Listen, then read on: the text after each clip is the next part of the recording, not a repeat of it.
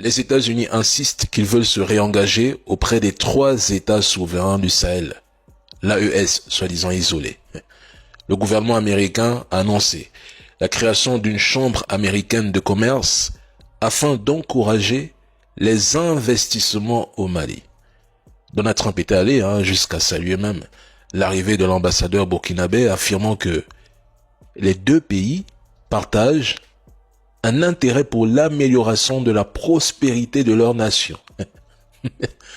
Trump a également exprimé son souhait de renforcer la coopération avec le Mali dans des secteurs stratégiques tels que le commerce, l'énergie, les ressources minières et les télécommunications. L'émissaire de Donald Trump, William B. Stevens, a assuré qu'un partenariat solide et respectueux de la souveraineté nationale était possible, promettant de s'impliquer personnellement pour faire sauter les restrictions liées à l'acquisition d'équipements militaires. En mai 2025, c'est l'ambassadrice américaine au Niger, Kathleen Fitzgibbon, qui avait officiellement présenté ses lettres de créance au président Tchani 2 ans après son arrivée. En fait, Trump veut la totale, un partenariat exclusif. Souvenez-vous, les Américains sont allés jusqu'à affirmer qu'ils ont des équipements adéquats, des connaissances et des forces pour faire face à la menace terreau-terreau.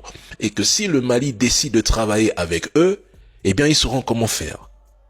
En vérité, tout ça, c'est la panique stratégique, la famille. L'AES, c'est un marché ouvert, un marché qui s'ouvre, et il semble que la Russie, la Chine, les BRICS avancent, que l'AES se structure, que le CFA vacille et cessera d'exister au sein de ces 3 pays, que l'influence occidentale s'effondre. Alors ils reviennent, sourire aux lèvres. Ils acceptent de négocier selon les termes fixés par l'AES. Et ça, la famille, c'est ce qu'on appelle exercer sa souveraineté, contrairement à d'autres pays africains qui plient encore sous les menaces et les dictats de Washington.